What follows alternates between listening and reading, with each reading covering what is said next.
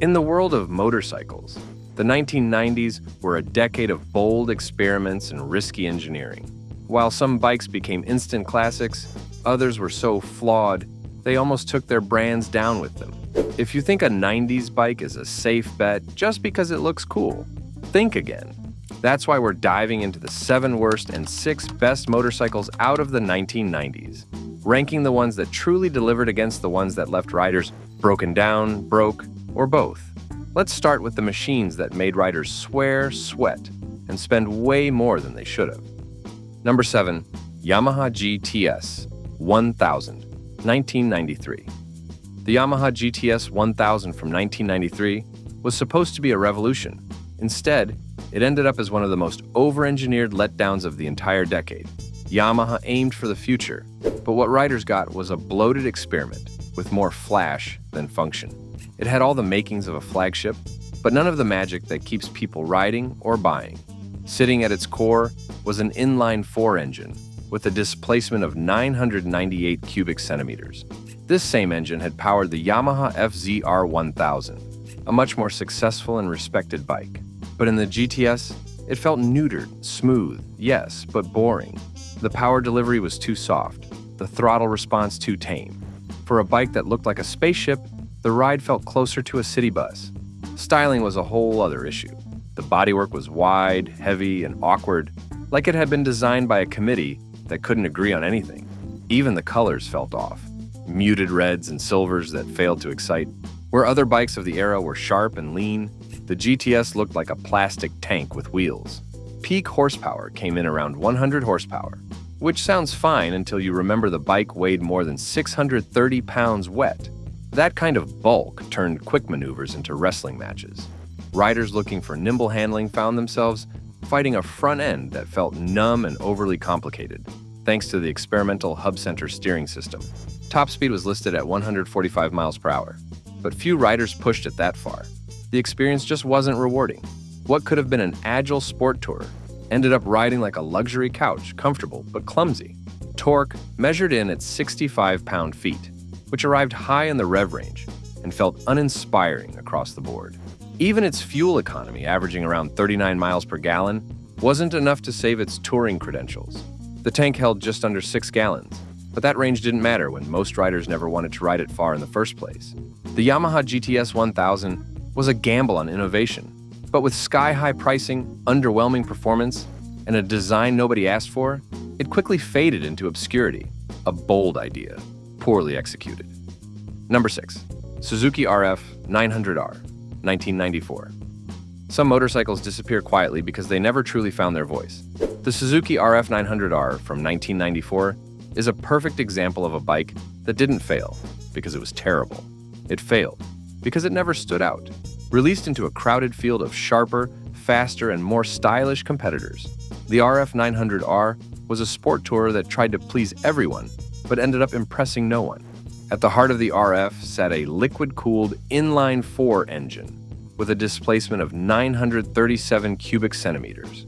Derived from the more powerful GSX-R 1100, this detuned power plant was meant to deliver smoother torque and better usability.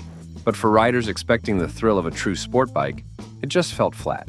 The engine made decent power, but the delivery lacked punch. It felt polite when it should have felt ferocious. Styling was another reason the RF900R struggled to find fans. With its swoopy, plastic-heavy fairings and odd tail section, the bike looked out of sync with the sharper, racier lines that were dominating the mid-90s. It wasn't ugly, but it wasn't exciting either. And in the 90s, boring didn't sell.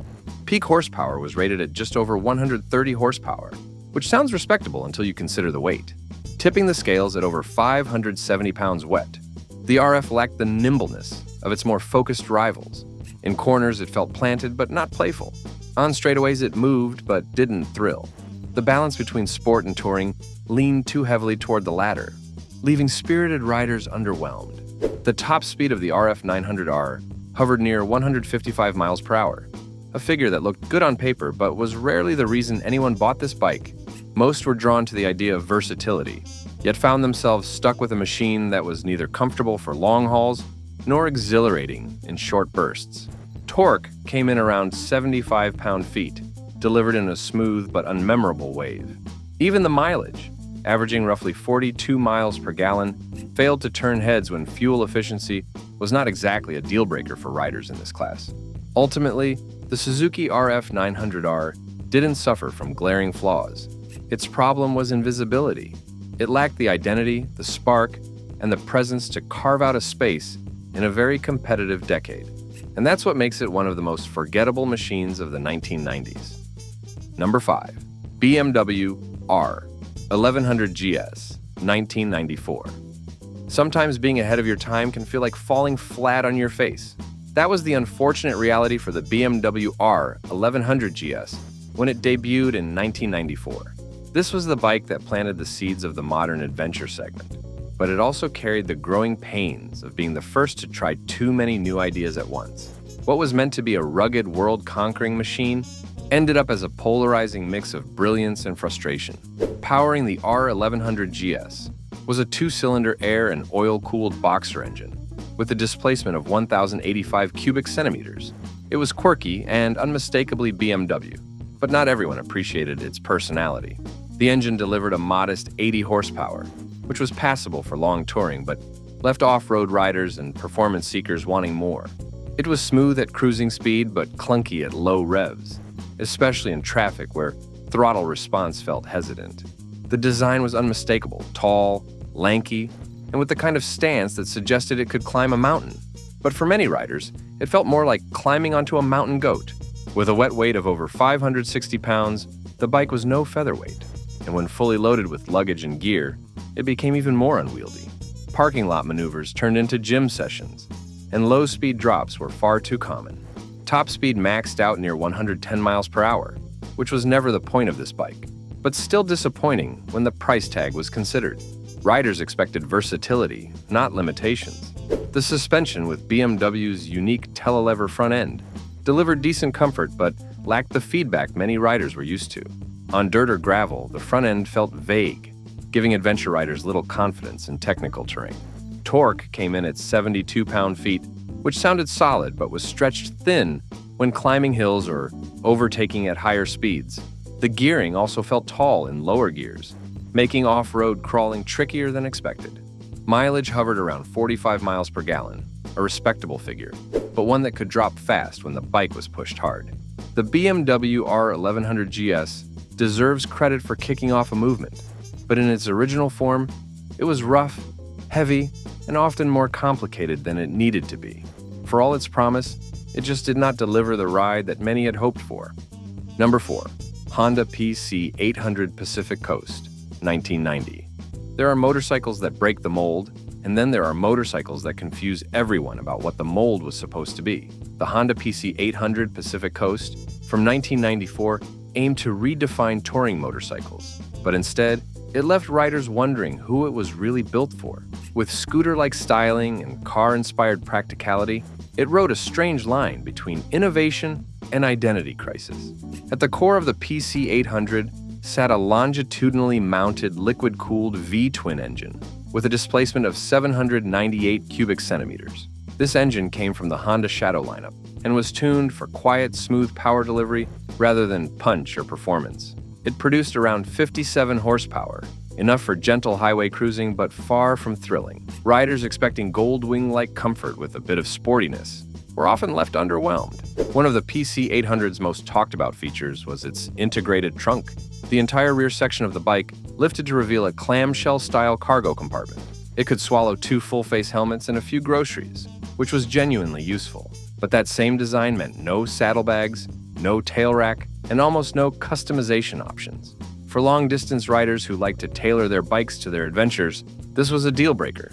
The top speed hovered around 110 miles per hour, but getting there took some patience. The bike's curb weight was nearly 600 pounds, and with that bulk came sluggish acceleration and limited agility. The handling was stable in a straight line, but slow to respond in corners, giving it the feel of a small car rather than a motorcycle.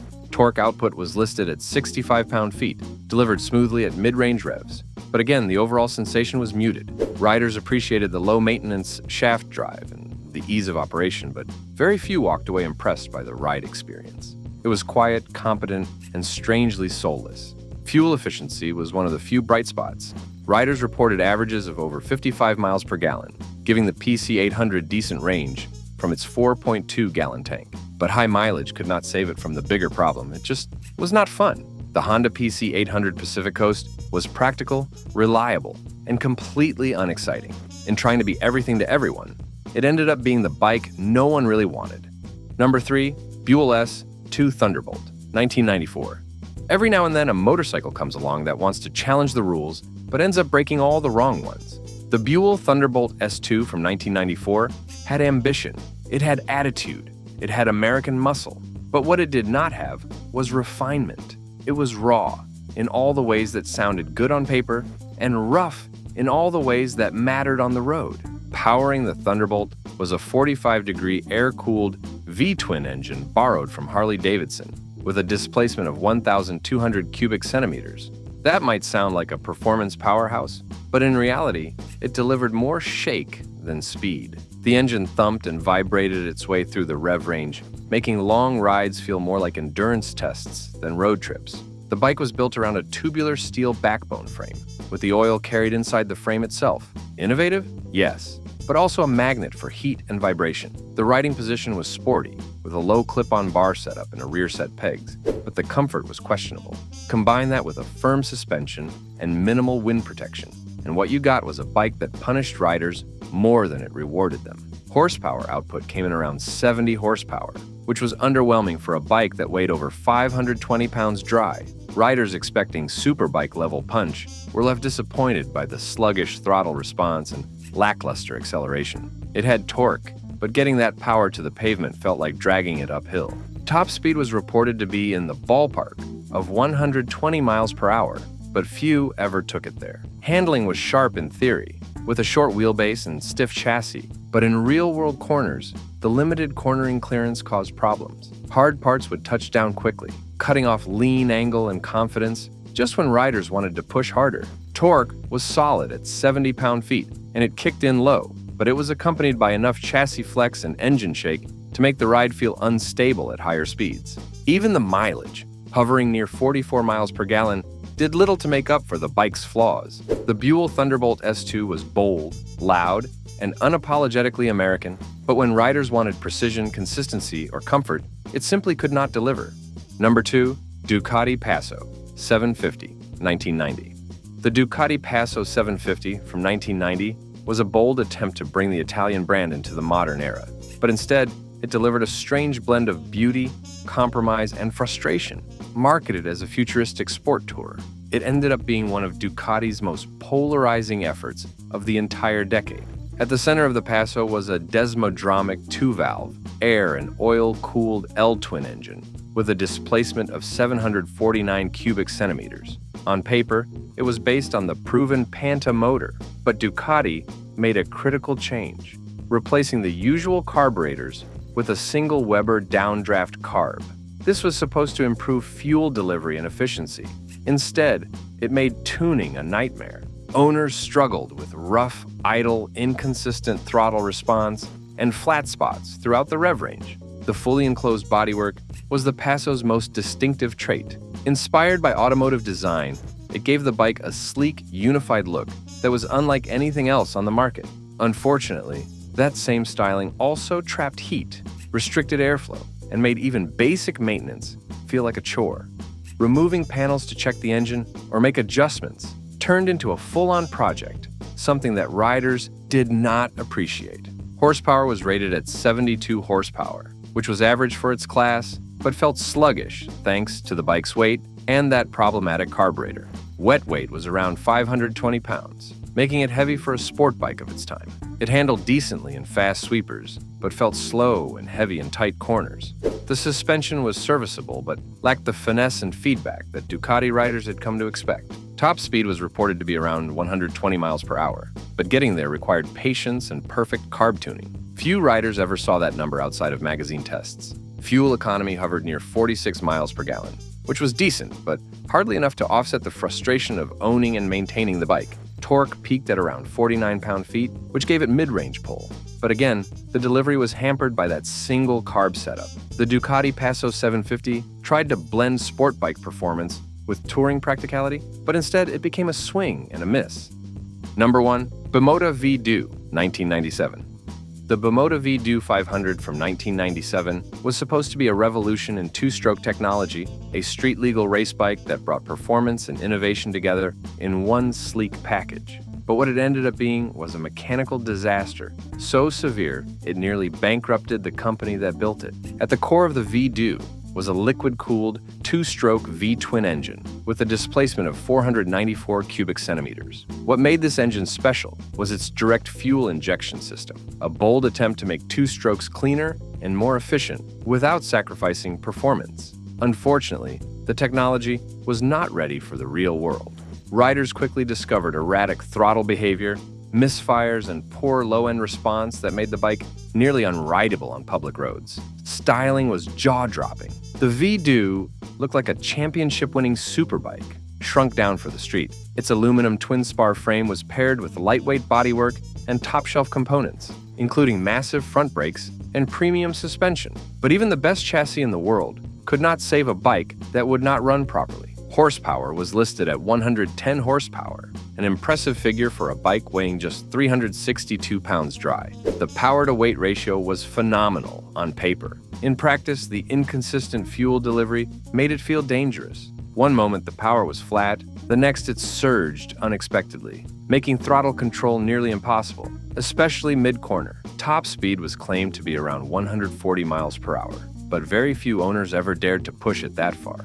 Reliability was a constant concern, and many bikes ended up parked more than ridden. Some were returned to the factory, while others were retrofitted with carburetors in a desperate attempt to make them usable. Torque was around 55 pound-feet, but the wild power band made it hard to access in a controlled way. Even fuel economy, which hovered near 37 miles per gallon, was a moot point when the engine barely functioned as intended. The Bimota V-Due 500 had every ingredient for greatness: lightweight design, futuristic tech, exotic looks, but it failed where it mattered most, in basic readyability. It is remembered today not as a legend, but as a cautionary tale. Ambition without execution can be catastrophic, and this motorcycle proved it. 6 best motorcycles of the 1990s. But not every motorcycle from the 90s was a misfire. Some became benchmarks for performance, style, and dependability. Now that we've seen the flops, let's shift gears and celebrate the bikes that truly nailed it. Number 6, Triumph Speed Triple, 1994. When Triumph made its comeback in the early 90s, it needed a bike that made people sit up and pay attention. The Triumph Speed Triple from 1994 did exactly that. It was fast, muscular, and unapologetically naked. A street fighter before the term really took hold. It didn't need fancy bodywork to make its presence known. It did that with sheer attitude. At the center of the Speed Triple was a liquid-cooled, inline 3-cylinder engine with a displacement of 885 cubic centimeters. This engine was borrowed from the company's Sport Tourer lineup, but tuned for more torque and mid-range grunt. The result was a riding experience that felt immediate and aggressive without ever being twitchy or overbearing. The power output stood at 98 horsepower, delivered at around 9,000 revolutions per minute. That number didn't make headlines, but the way the power came on, smooth, punchy, and full of character, gave the Speed Triple its reputation as a rider's bike. It pulled hard from the middle and never felt short on breath, even as the revs climbed. Torque was equally impressive for its class. Measured at 59 pound-feet at 6,750 revolutions per minute.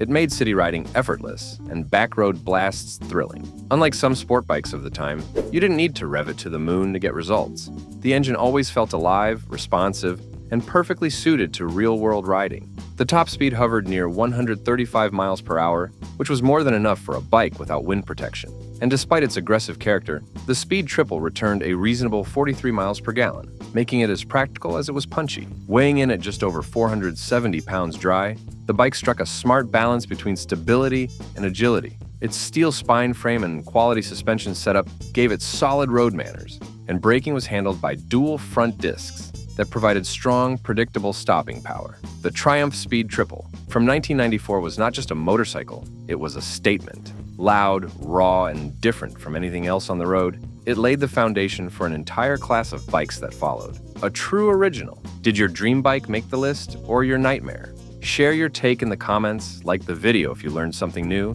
and subscribe so you never miss the machines that made motorcycling history.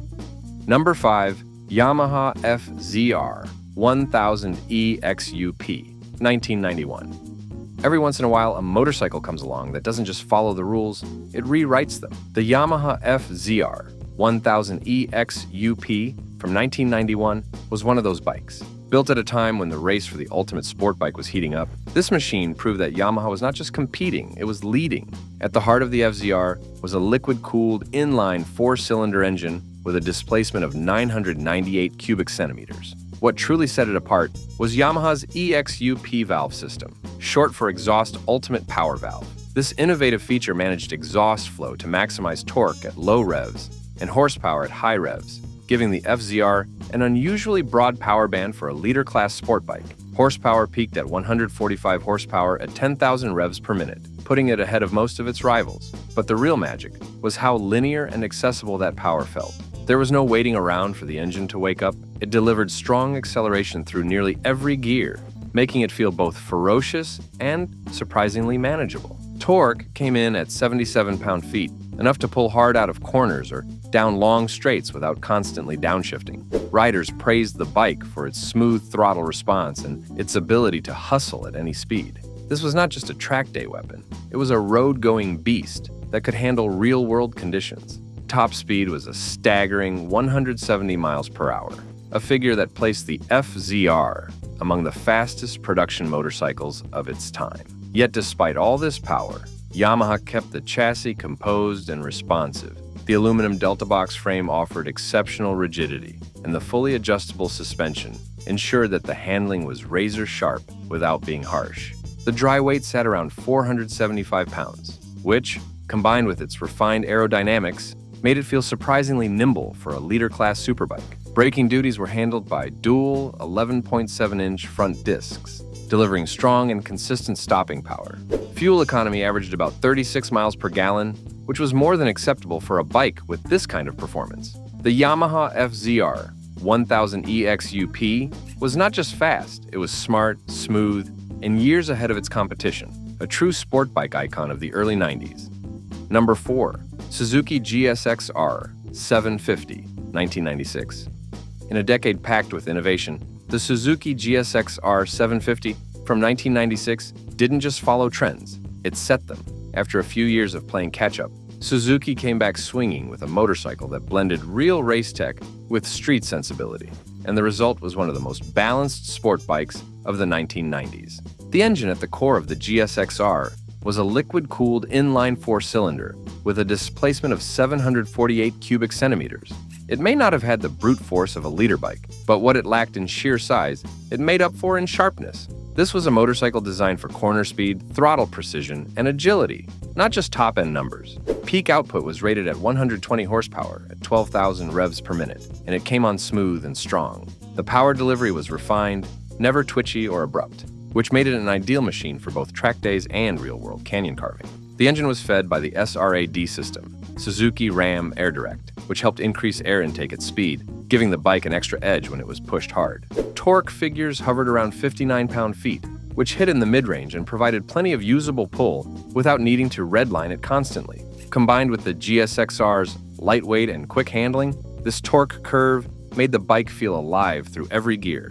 Top speed reached close to 160 miles per hour, placing it right in line with the fastest bikes in its class. But more impressive than the straight-line speed was how confidently it carried that pace through corners. The aluminum twin-spar frame offered high rigidity, and the fully adjustable suspension was tuned for aggressive riding without beating up the rider. Dry weight came in at just 453 pounds, a figure that gave it a noticeable advantage over bulkier sport bikes. Braking was handled by dual 12-inch front discs, delivering predictable and powerful stopping with little fade. Fuel economy averaged about 38 miles per gallon, which gave it solid range without frequent stops. The Suzuki GSX-R750 from 1996 was not just another middleweight, it was the benchmark. Fast, sharp, and beautifully balanced, it remains a standout in sport bike history. Number 3. Ducati Monster M900, 1993. Not every great motorcycle needs to be wrapped in plastic and chasing lap times. The Ducati Monster M900 from 1993 proved that stripped-down design, raw character, and pure mechanical charm could still make waves. While others leaned into futuristic tech and aggressive styling, Ducati took a different route and accidentally created an icon. The Monster M900 was powered by an air-cooled 2-valve L-twin engine with a displacement of 903 cubic centimeters. It was borrowed from the Ducati 900 Supersport, but retuned slightly for better torque delivery and everyday usability. Riders were greeted with an engine that felt alive, responsive, and unmistakably Ducati in its rhythm and rumble. Horsepower came in around 73 horsepower, which was modest on paper but felt stronger thanks to the bike's lightweight and torque-heavy character. This was not a machine for top-speed bragging rights. It was built for the streets, for carving through city traffic and slicing along tight back roads. With attitude and ease, torque output was rated at 62 pound-feet, available low in the rev range, and perfectly suited to the Monster's upright riding position and nimble geometry. It surged forward with confidence at every twist of the throttle, never feeling lazy or overworked. Top speed hovered just above 125 miles per hour, which was more than enough given the bike's naked setup and lack of wind protection. The riding experience was visceral and direct. Every vibration, every gear change, every corner felt connected to the rider. It was motorcycling stripped to its core, in the best way possible. Dry weight was listed at just 420 pounds, giving the Monster agility that few competitors could match. Its steel trellis frame was rigid yet forgiving, and the suspension setup, while basic by modern standards, did its job well in keeping the bike composed over mixed surfaces. Braking was handled by dual 11.8-inch front discs with Brembo calipers, providing strong and progressive stopping power. Fuel economy landed near 40 miles per gallon, making it reasonably efficient for weekend blasts or daily commuting. The Ducati Monster M900 was never about numbers, it was about feel. It captured the soul of a sport bike and wrapped it in a minimalist package that was equal parts beauty and brawn. An instant classic that still defines naked motorcycles to this day. Number 2. Honda CBR 900RR Fireblade, 1992. The Honda CBR 900RR Fireblade from 1992 was one of those rare machines that changed the rules overnight. While its rivals focused on adding power, Honda took a different path, shaving weight and sharpening agility. The result was a superbike that didn't just go fast. It felt fast in a way no one else had done before. At its heart, the Fireblade was powered by a liquid-cooled inline 4-cylinder engine with a displacement of 893 cubic centimeters.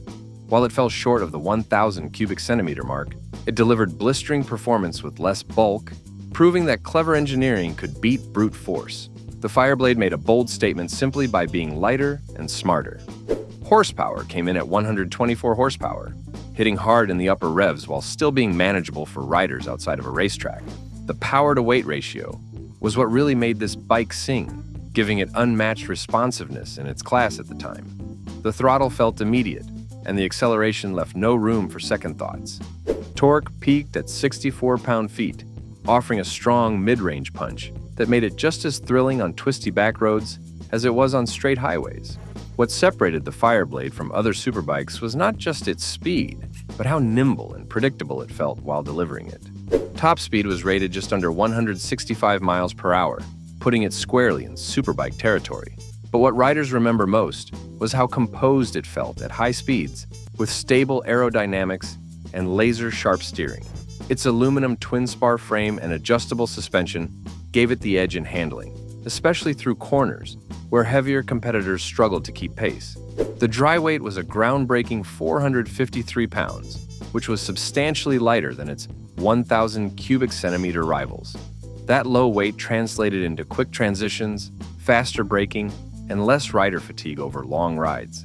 Fuel economy came in at around 37 miles per gallon, reasonable for a bike with this level of performance. The Honda CBR 900RR Fireblade was not just another sport bike, it was a revolution. Lightweight, balanced, and brutally fast, it redefined what a superbike could be in the 1990s. Number 1. Ducati 916, 1994. Some motorcycles are remembered for their performance. Others are remembered for their looks. But the Ducati 916 from 1994 did something few machines ever achieved.